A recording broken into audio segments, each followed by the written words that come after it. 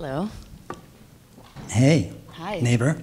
Neighbor. Yeah. We had never had a conversation except this. No, we've never had a conversation. We've never met, and we live in the same town. Some town that is. Mill Valley of the Dolls. Exactly. So I want to know about you in the sense of we had an email exchange and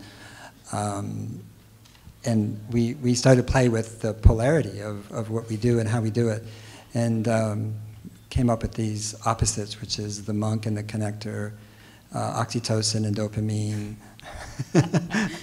Yeah. Yeah, and you are so involved and have been so involved with the world. And I listened to your commencement speech you did at Berkeley last was it May? I guess it was May. Yeah, and you were right there at that crest. You know, from being introduced to the web and then the webbies and really just immersing yourself into this connectivity. And your movie that you're working on right now is called Connection. And so. First question is, what did you think of Malcolm Gladwell's article, Takedown in New Yorker? So when you're mentioning that, my husband and I were just talking about it today. Oh yeah. Well, Malcolm Gladwell's article that basically was taking down Twitter as a means of social revolution.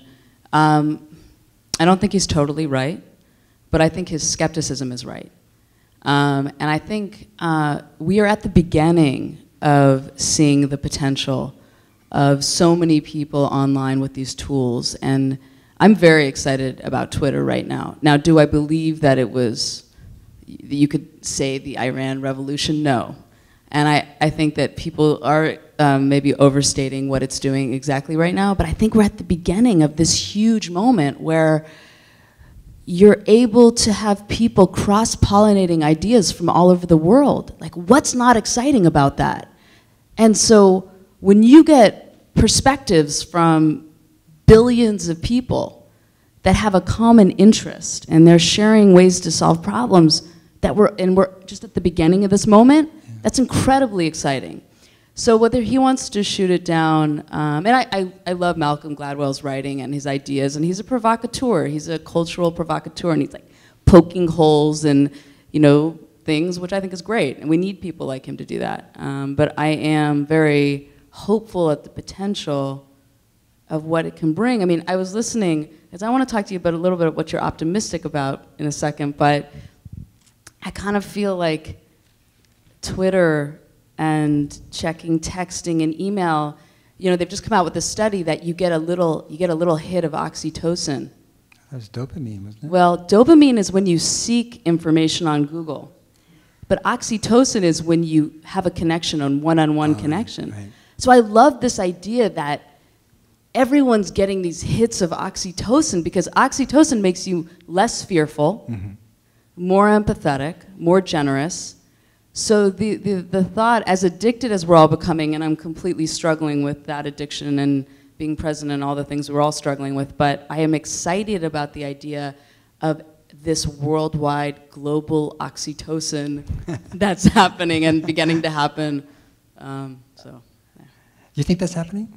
I think we're, like I said, I think we're at the beginning of that. Because I mean, like the Tea Party people are on the web too, you know. I know they are, but I do not believe they will prevail. I mean, I think that's a reactionary. I think there's more. Listen, any tool can be used for positive. You know, any tool can be. It's a neutral medium, and it's the human energy and spirit and creativity that's going to channel what that technology is used for. And I am ultimately an optimist about the human spirit. I mean, I know that we're the most compassionate and violent of all the species, which is the great paradox of humans. But I'm ultimately an optimist. And speaking of optimists, can we go, because I love your work and I've followed it, and it's so exciting to finally be meeting you in person, weirdly here. But what are you optimistic about? I mean, the whole blessed unrest, and you named the zeitgeist. You named this happening, and Wiser Earth, and doesn't that give you hope what gives you hope? Well, like I said, I really looked at the hope, and I actually try to put hope aside, because to me... Don't put hope aside. Well, no, because I feel like hope is basically fed by fear. and hope, peace, fear. So what I'm suggesting is there a way to be in the world where it's not about hope, it's about compassion, it's about caring, it's about love, it's about community, it's about family, it's about, that the revelation or the realization that Catherine had, which is really, none of us are anybody really, we're all nobodies, and there's a great relief in that, and that our journey here, our path here, is actually to find ways to serve, to become. And so that to me is more interesting than the sort of the artifice of hope, which depends on a projection of data. Yeah, maybe that word actually, as you're saying it, because I mean, one thing I found with getting older, or I just turned 40, so I just lost my father, which was very hard, and but it brought me so much closer to people.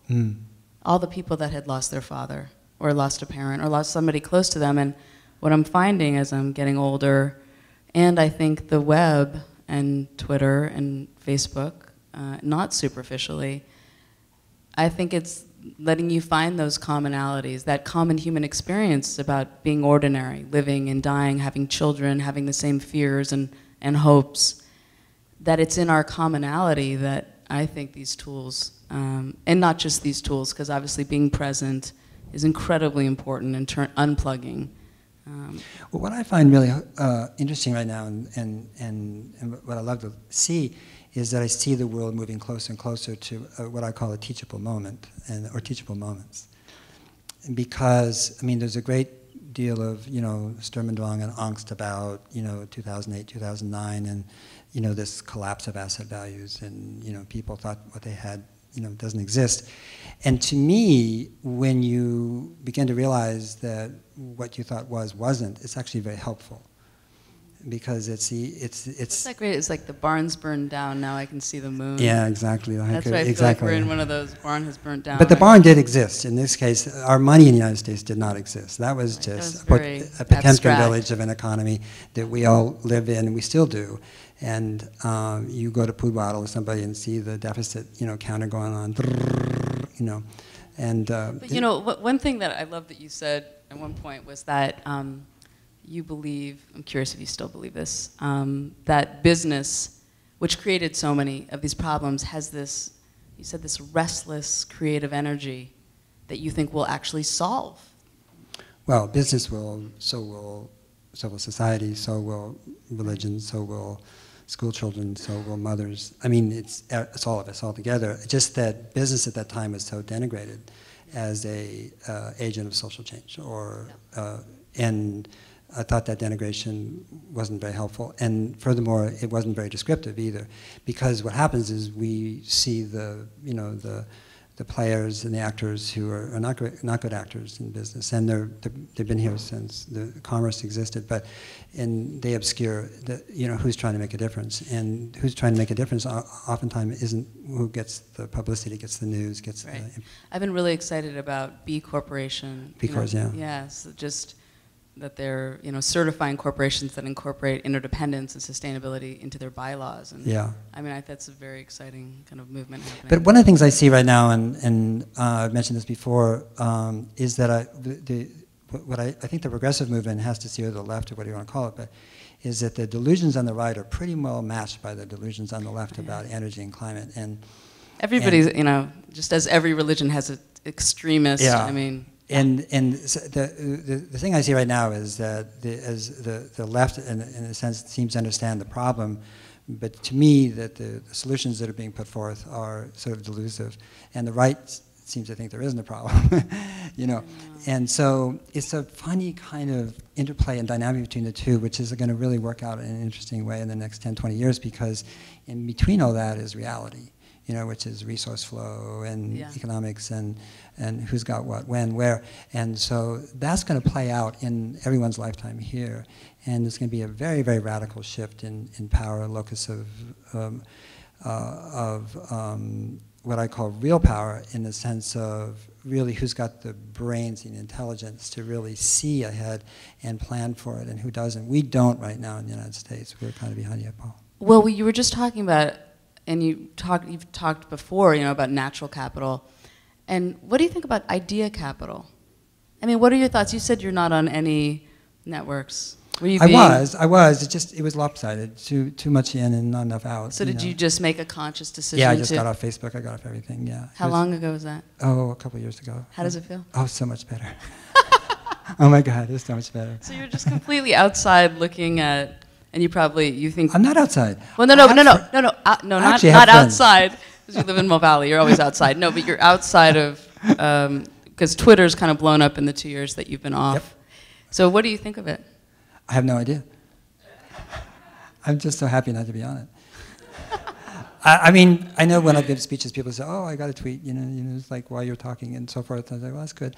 But for me, I mean, I have as many friends as I can possibly serve. I know the words are weird. I mean, the friends, the fan page, they're weird words because they mean one thing and they're very different in these kind of social graphs. There are misnomers, which I think actually is the basis for so much critique. Is you have thousands of friends and they're not. I agree with you. I'm not critiquing it. I'm just saying is that I enjoy it. But I think the names are kind of part of where the mantle is up here, and it's really this third space that needs new words. But yeah, I'm just saying I enjoy my life better. That's all. And I compared A, B, went to A, went back to B. I like B better. And B. Do you have a cell phone that you use a lot? I do have a cell phone. I don't use it for calling now. What do you use it for? That's an iPhone. I use it for everyone else uses it for. To figure out if there's traffic on the bridge when I was driving here. What else? Are you on the web a lot? I mean, like, tell me a typical day in Paul's life. Like, what you get up and do you start to check in on? What's on your nightstand? Books. No, of course, but which books? Right now, there's a lot. A lot of books on Buddhism. There's a lot of books I'm trying to learn Tibetan because I want to know what the prayers actually mean that I'm saying. There's the book Radical which is really interesting. By this Christian minister, is 26 years old in Louisiana, and he's written a book that's just talk about a takedown of the mega churches and everything, and said, read the Bible again, And Jesus gave everything away. Jesus said, do not accumulate. Jesus said, serve, And do you believe in God? No, and well, it's not a belief system. God's not a belief system, and so what's so interesting about it, though, is just somebody who's really looking at Christianity and this rise of sort of Christian materialism, this sort of, and he just it's not that I want to join his church. It's just that I feel like it's a really example of some really interesting new kind of literature where people are just speaking truth very powerfully. And as Catherine was saying, it's hard to do it in the media itself, but you can still do it in books. Yeah, no, I mean, I thought her point was great of just that the attention issue and going in deep on books. And I know the way my mind has worked is definitely changed in the last 5 years, and it concerns me for sure. And I think, but I think the systems, like what you named with, what you're doing with Wiser Earth and the...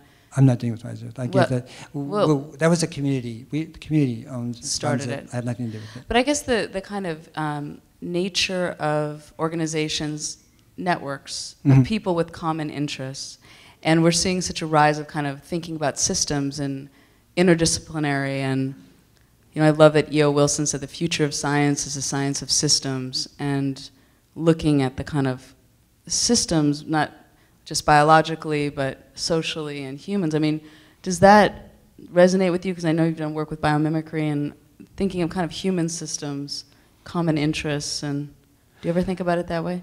Hopefully all the time. I mean, I think one of the things that impressed me once when I was talking to a scientist in Sweden, and he really pointed out that we are born systems thinkers, and it takes 16 years and about $400,000 or $500,000 to get it out of us, and then we try to relearn it. And the example of systems thinking is really how we learn language, because when we are prelingual, so to speak, we are hearing an unbroken series of sounds. You know, we listen to our parents talk, or brothers or sisters or siblings.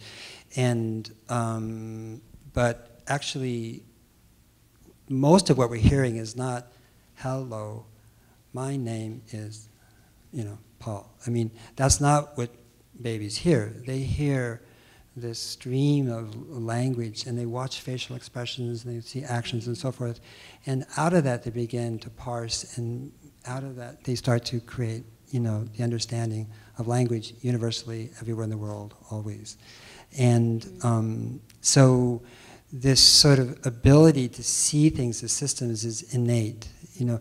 And systems really is kind of a code word for the one truth that there is, that is, it's oneness, which is everything is connected, nothing is disconnected. And so, you know, I mean, when you think of when we really think systematically is when we do, say, a launch in space. I mean, except we got the O-rings wrong once. But when we think that way on a kind of NASA-type level, that is systems thinking about, you know. And when you think of LA, then you think that's not systems thinking, because that's why we can put an electric car on the moon, but not in LA. And that's really the difference, is really that ability to think in terms of the whole. Yeah, my new film's all about kind of systems thinking and connectedness, but all the different ways of it. But I love that what you just said about you're born that way. I think that's, probably very true. Yeah. Yeah, and so it's something that I'm not sure how you can bring it back. And I think the comments earlier too about, you know, about scenarios is very apt, which is you're seeing, I think, in a, I don't know, you know, whether the Hindus are right about Kali Yuga, but it feels like a Kali Yuga in the sense that, you know, time is speeding up, time's accelerating. That was the prediction of this, you know, epic. Sort of like the ice skater, you know, who brings their arms in, you know, when they're spinning, and then they turn faster and faster and faster and faster. And it's the same person, but the dynamics have changed. And it seems to me that that acceleration of time is occurring, much abetted by, obviously, the digital world, which has sped up everything and made us impatient for the things that we would wait a week for before. And in that speeding up, I think it's more and more difficult for people to step back, and that's why I asked Catherine about the sabbaticals, because in a sense the retreat, the silence, the monastic thing, is a way of stepping back from it and trying to get that thing that Stewart was talking about when he was going out with the sign in, you know, in San Francisco. Why haven't we seen a picture of the whole earth? So, you know, why haven't we seen ourselves? Yeah, there's really, that Buddhist saying, it's, you know, when you look at a body of water and the wind is blowing across it and you see all the reflections, and it's not until you still the wind on the water that you see inside. And I think about, I mean, my husband and I try to do technology Shabbats on Saturdays where we're offline, and it's really hard. For one day a week, you know. Really? And yeah. Is it that hard? It's very hard. Which part is hard? I mean, when we go out of town, it's great because we really do go offline and we take a lot of road trips and we have a blast. But for one day a week, that disconnection moment is very difficult to do you feel withdrawal? Yeah, it's like, that's where the kind of hormonal dopamine, oxytocin, I think we are literally addicted. I mean, I do feel like I twitch. Well, it's lovely talking to you. I'm going to twitch right off the stage right now. Thank you so much. Nice talking to you, too.